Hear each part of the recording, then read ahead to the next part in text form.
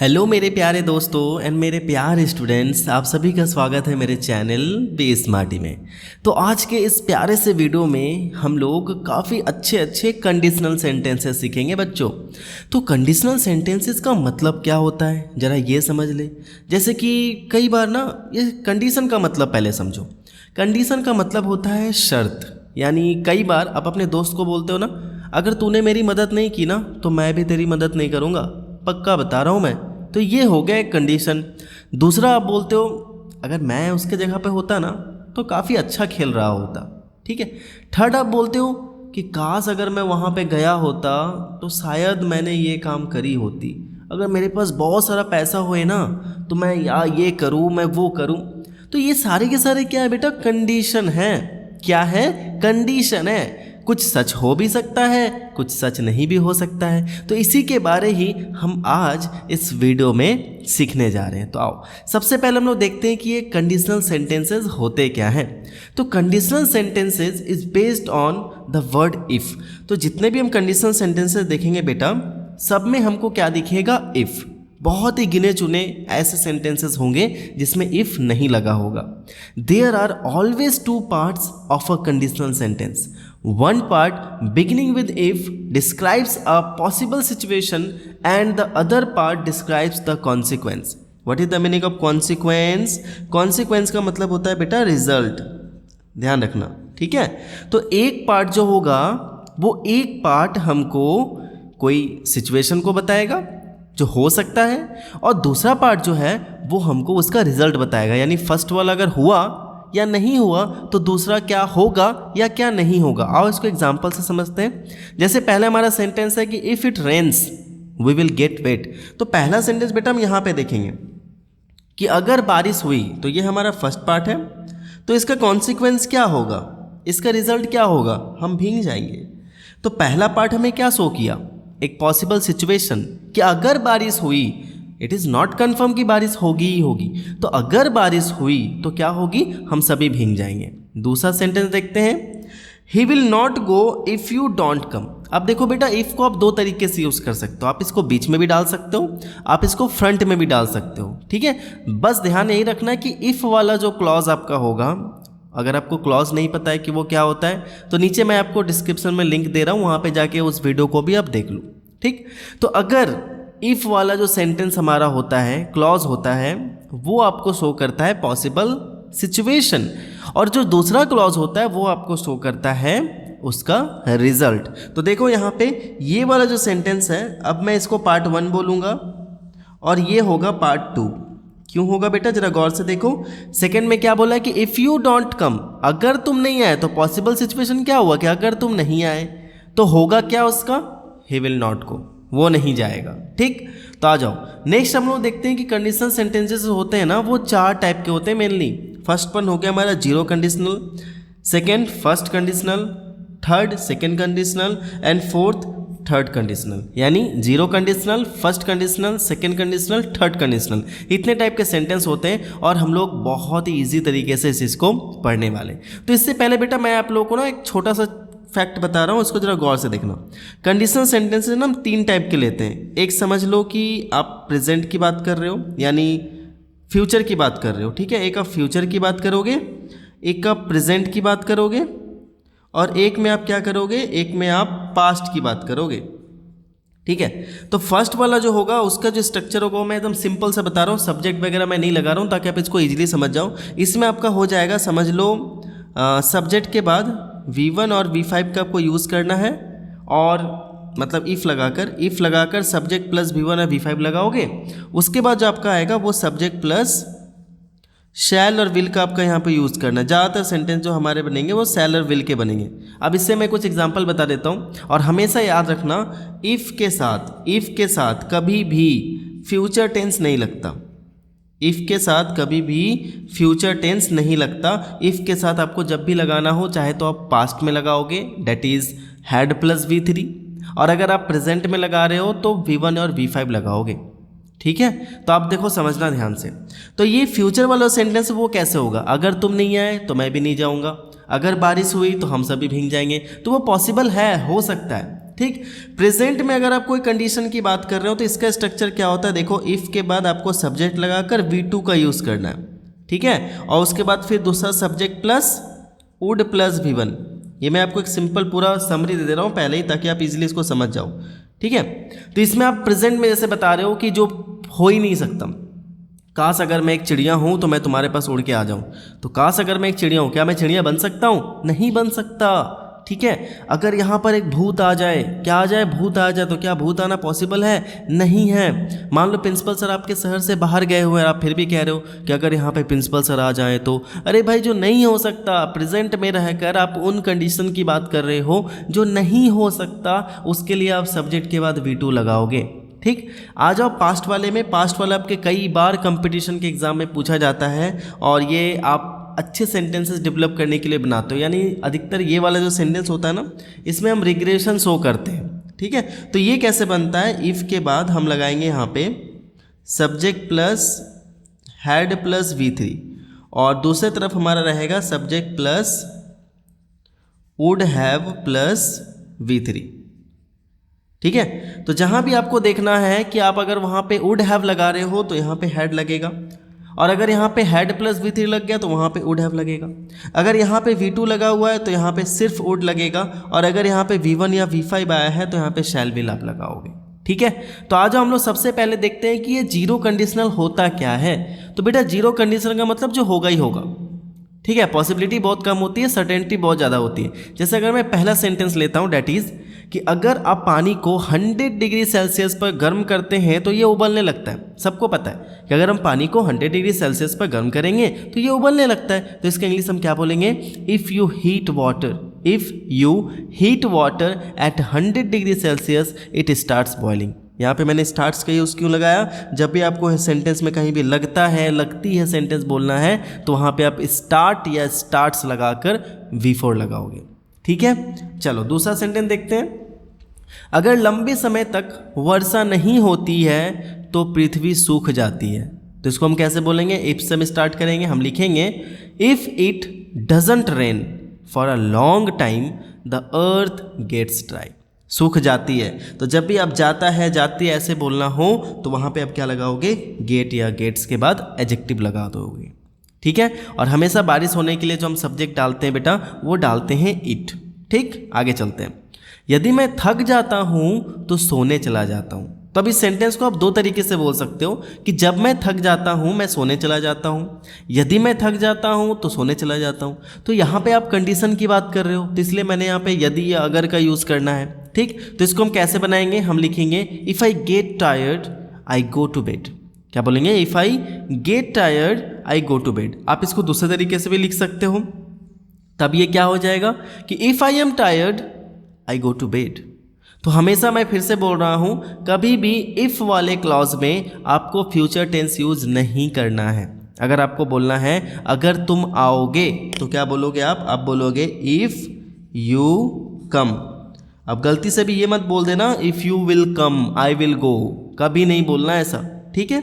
चलो दूसरा देखते हैं हम, फर्स्ट कंडीशनल क्या होता है। फर्स्ट कंडीशनल में बेटा आपका जो पहला क्लॉज होगा वो आपका होता है सिंपल प्रेजेंट टेंस, और जो दूसरा वाला क्लॉज होता है वो आपका विल के साथ आपका V1 लगेगा, या कैन के साथ लगेगा, या मस्ट के साथ लगेगा, या डायरेक्ट आप V1 से भी स्टार्टिंग कर सकते हो। इसमें भी हमारी जो पॉसिबिलिटी होती है वो 50% की होती है, लेकिन जिसका रिजल्ट होगा वो 100% सर्टेनिटी होती है। जैसे हम लोग पहला एग्जाम्पल अगर देखें, अगर तुम नहीं आए तो मैं भी नहीं जाऊँगा, अगर तुम नहीं आए तो मैं भी नहीं जाऊँगा, सिंपल सी बात है। तो अगर के इंग्लिश हम क्या लिखेंगे, इफ़ तुम नहीं आए you don't come, if you don't come मैं भी नहीं जाऊँगा, I will also not go, या फिर आई शैल ऑल्सो नॉट गो। तो देखो मैंने क्या लिखा है, वेरी सिंपल। जब आप स्पोकन इंग्लिश की बात कर रहे हो तो वहाँ पे आप विल बोलोगे, जब आप रिटन इंग्लिश की बात कर रहे हो, आप कन्फर्म हो तो विल लगाओगे, कन्फर्म नहीं हो, श्योर नहीं हो तो आप वहाँ पे शैल लगाओगे। नेक्स्ट देखते हैं, अगर तुम अगले सप्ताह फ्री हो तो हम लोग पिकनिक जा सकते हैं, ठीक है। तो इसको हम इंग्लिश में क्या बोलेंगे, if you are free the next week. अगर तुम अगले सप्ताह फ्री हो, if you are free the next week. अब यहाँ पे मैंने आर क्यों लगाया बेटा, क्योंकि यहाँ पे फ्री एक एडजेक्टिव है, और एडजेक्टिव के लिए हम यहाँ पे कोई भी डू डस का यूज़ नहीं कर सकते। आप गलती से भी यहाँ नहीं बोल सकते इफ़ यू डू फ्री, ठीक है, तो यहाँ पे आपको बोलना पड़ेगा if you are free the next week we can go to a picnic. तो हमने किसका यूज़ किया, हमने सेकेंड वाला यूज़ किया, कैन का। ठीक, चलो अगला देखते हैं। अगर उसने मेरे परिवार के बारे कुछ भी कहा तो मैं उसका मुंह तोड़ दूंगा। बोलते हो ना, अगर ऐसा किया उसने, तो इसको हम कैसे बोलेंगे, अगर उसने मेरे परिवार के बारे में, इफ़ ही टॉक्स या फिर if he says anything about my family I will break his mouth. ठीक है, देखो मैंने क्या लिखा है, if he says anything about my family, कुछ भी अगर उसने कहा तो I will break his mouth, मैं उसका मुंह तोड़ दूंगा। ठीक, अब देखते हैं कि सेकेंड कंडीशनल क्या होता है। सेकेंड कंडीशनल में आपको जो मैंने बताया ये बेसिकली आपका प्रेजेंट वाला है। ठीक है, ये आपका प्रेजेंट वाला है, यानी प्रेजेंट में कोई काम जो हो नहीं सकता उसके बारे में आप यहाँ पे बात करोगे।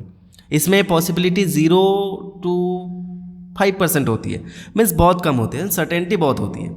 देखते हैं एग्जाम्पल, अगर मैं एक चिड़िया होता तो तुम्हारे पास उड़ कर आ जाता। तो अगर मैं एक चिड़िया होता, आप हो नहीं, तो अगर आप बोलो कि अगर मैं एक चिड़िया हूँ तो क्या बोलोगे, if I am a bird, लेकिन एम तो हमको लगाना नहीं है, हमें पास्ट टेंस यूज़ करना है। तो इज एम आर, इसका पास्ट क्या होता है, इसका पास्ट होता है हमारा वॉज या वर। तो हमेशा आप याद रखोगे ऐसे सेंटेंस में आप किसका यूज़ करोगे, सब्जेक्ट के साथ वर का यूज़ करोगे। ठीक है, कोई भी हमारा सब्जेक्ट हो, इट डजेंट मैटर, आपको वर ही लगाना है। तो सेंटेंस क्या बनेगा, if I were a bird, अगर मैं एक चिड़िया हूँ, अगर मैं इस देश का प्रधानमंत्री हूँ, कुछ भी हो, तो वहाँ पे आप क्या लगाओगे, वर का यूज़ करोगे। ठीक, जब आपके पास कोई चीज़ होने की बात कर रही हो, अगर मेरे पास बहुत पैसा हो, अगर मेरे पास गाड़ी हो, अगर मेरे पास एक बेटी हो, ऐसे कुछ भी हो, तो इन सच कंडीशन जो आपके पास नहीं है तो वहाँ पे आप हैड का यूज़ करोगे, तब आप हैव नहीं लगाओगे, हैड लगाओगे। ठीक, देखो अगला सेंटेंस हमारा कुछ यहाँ पे आएगा, वो भी मैं आपको बताऊँगा। अगर यहाँ पर एक भूत आ जाए तो सभी लोग भाग जाए, तो भूत आ जाए भाई ये पॉसिबल नहीं है, तो हम क्या लिखेंगे, V2 लगाएंगे। भूत का आना डेट मीन्स अपीयर होना, तो हम क्या लिखेंगे, if a ghost, it is not ghost, it is ghost, if a ghost appeared here all would flee away, सारे लोग भाग जाएंगे। ठीक है, अगला सेंटेंस देखते हैं। अगर तुम्हें कनाडा में जॉब ऑफर किया जाए तो तुम क्या करोगे, बताओ क्या करोगे। गारंटी नहीं है कि आपको मिलेगी, चांसेस बहुत कम है, लेकिन फिर भी अगर आपको कनाडा में जॉब ऑफर की जाए तो तुम क्या करोगे। तो क्या लिखेंगे, व्हाट वुड यू डू। यहाँ पे हम इफ से स्टार्ट नहीं करेंगे क्योंकि ये क्वेश्चन बन रहा है। तो बेटा जब भी क्वेश्चन बन रहा हो तो वहाँ पे आपको क्या करना है, क्वेश्चन वाले वर्ड को पहले डालना है। ठीक है, तो व्हाट विल यू से, आपको क्या बोलना है, what would you do, what would you do if you were offered a job. If you are का हम यूज़ नहीं करेंगे क्योंकि ये सर्टेनिटी नहीं है, इस पॉसिबिलिटी बहुत कम है, प्रेजेंट की बात की जा रही है, इसलिए यहाँ पे हम क्या लगाएंगे, वर। आ जाओ, थर्ड वाला तो बड़ा मज़ेदार है बेटा, क्योंकि थर्ड वाला समझ लो कि पास्ट की बात की जा रही है, समझ लो कोई रिग्रेशन की बात की जा रही है। इसमें क्या होगा कि पॉसिबिलिटी 0 to 0.5% है, क्योंकि आप पास्ट में जाके वापस से चीज़ों को चेंज नहीं कर सकते। ठीक है, और सर्टेनिटी 100 होती है। और इसमें हम वुड हैव प्लस V3, यानी ये पास्ट वाली है जो मैंने आपको शुरू में ही हिंट दिया था। ठीक है, चलो आगे चलते हैं। अगर हम लोग जल्दी निकले होते तो हम लोग टाइम से पहुंच गए होते, तो ना हम जल्दी निकले और ना ही हम टाइम से पहुंचे, यानी कोई काम पास्ट में हुआ ही नहीं, तो हम जल्दी निकले भी नहीं और टाइम से हम पहुंचे भी नहीं। तो हम क्या बोलेंगे, हम क्या बोलेंगे, सिंपल बोलेंगे, if we had left earlier, अगर हम जल्दी निकले होते, we would have reached on time, हम टाइम से पहुंचे होते। नेक्स्ट सेंटेंस, अगर तुम आगरा गए होते तो ताजमहल देखे होते, तो ना तुम आगरा गए और ना ही तुमने ताजमहल देखा। ठीक है, तो अगर तुम आगरा गए होते, if you had gone to Agra you would have seen the Taj Mahal. ठीक, नेक्स्ट सेंटेंस देखते हैं। अगर हमारी टीम अच्छा खेली होती तो हम लोग मैच जीत सकते थे। तो बेटा यहाँ पे सकते थे लग गया, यहाँ पे होते होते ऐसे है, गए होते, खाए होते, सोए होते, तो यहाँ पे अब वुड हैव प्लस V3 लगाओगे। लेकिन जैसे आप वहाँ पे सकते वर्ड यूज़ कर दिए तो वहाँ पे आपको कुड हैव प्लस V3 लगाना है। तो ये सेंटेंस कैसे हो जाएगा, if our team had played well, अगर हमारी टीम अच्छा खेली होती, we could have won the match, हम लोग मैच जीत सकते थे। था ना कितना सिंपल कंडीशनल। आओ कुछ थोड़ा सा हम लोग एग्जाम्पल देखते हैं, ठीक है, ताकि आप इसको और बेटर तरीके से समझ सको। पहला एग्जाम्पल है, अगर मैंने अंग्रेजी ना सीखी होती तो मुझे जॉब ना मिला होता। ठीक, तो क्या बोलेंगे इसको इंग्लिश में? If I hadn't learned English I wouldn't have got this job. Next sentence, अगर तुमने जल्दी नहीं किया तो तुम बस नहीं पकड़ पाओगे। तो मैं आपको ये हिंट देते जा रहा हूँ, ये हमारा पास्ट वाला है। ठीक है, अगर तुमने जल्दी नहीं किया तो तुम बस नहीं पकड़ पाओगे, ये बता सकते हो कौन सा है? ये फ्यूचर वाला है, तो इसको हम क्या बोलेंगे? शैल विल हम यूज़ करेंगे। If you don't hurry up, अगर तुम जल्दी नहीं किए, यू वॉन्ट कैच द बस, दिस इज़ फ्यूचर। ये आपको फ्यूचर शो कर रहा है कि ये तुम नहीं कर पाओगे।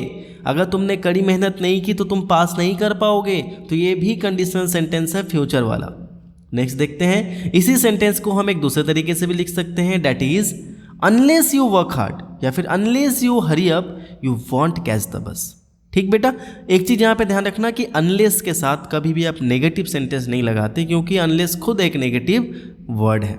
Okay, that's why we will form the sentence like this, unless you hurry up you want catch the bus. Now let's move on to the next example, and that is, अगर मेरे पास एक कार हो तो मैं तुम्हें trip पे ले जाऊं।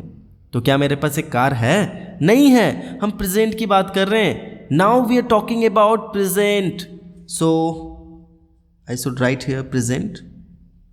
ठीक है, तो हम प्रेजेंट की बात कर रहे हैं, तो प्रेजेंट में याद करो हम क्या लगाते हैं, जल्दी बताओ। हम यहाँ पे V2 लगाते हैं, लेकिन जब हम पास की बात कर रहे हैं तो पास के लिए हम क्या लगाएंगे? हैड का यूज़ करेंगे। देखो, तो मैंने क्या लिखा? If I had a car I would take you on a trip. अगर मेरे पास एक कार हो तो मैं तुम्हें एक ट्रिप पे ले जाऊँ। नेक्स्ट एग्जाम्पल देखते हैं, अगर मैं तुम्हारे जगह पर होता तो मैं उसे कभी जाने नहीं देता। तो क्या आप बता सकते हो कि ये कौन सा टेंस को शो कर रहा है? क्या ये प्रेजेंट वाला है, या पास्ट वाला है, या फ्यूचर वाला है? सोचो, अगर मैं तुम्हारे जगह पर होता तो उसे कभी नहीं जाने देता, डैट मीन्स कि पास्ट की बात की जा रही है। तो आप क्या बोलोगे? If I had been in your place. ठीक है, if I had been in your place I would never have let him go. आपको यूज़ रखना है, याद रखना है कि नेवर जो वर्ड है वो नेवर आप कहाँ यूज़ करते हो? हमेशा जो फर्स्ट एक्सुलरी वर्ब है उस फर्स्ट एक्सुलरी वर्ब के बाद।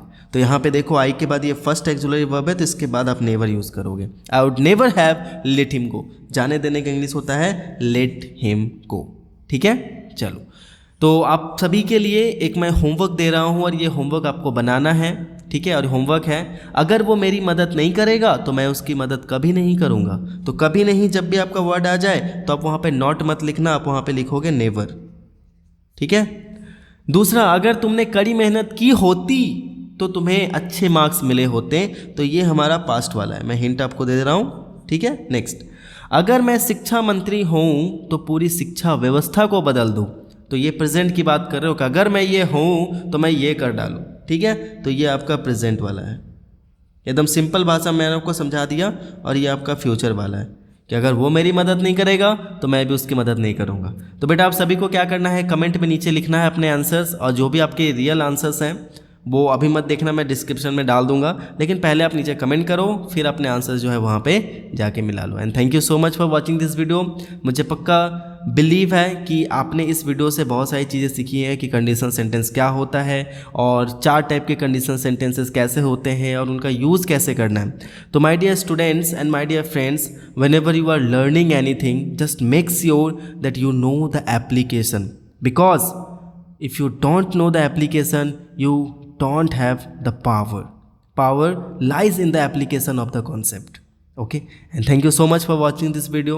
मिलता हूँ अगले वीडियो में, तब तक everyone take care, be safe, keep learning and keep watching Be Smarty.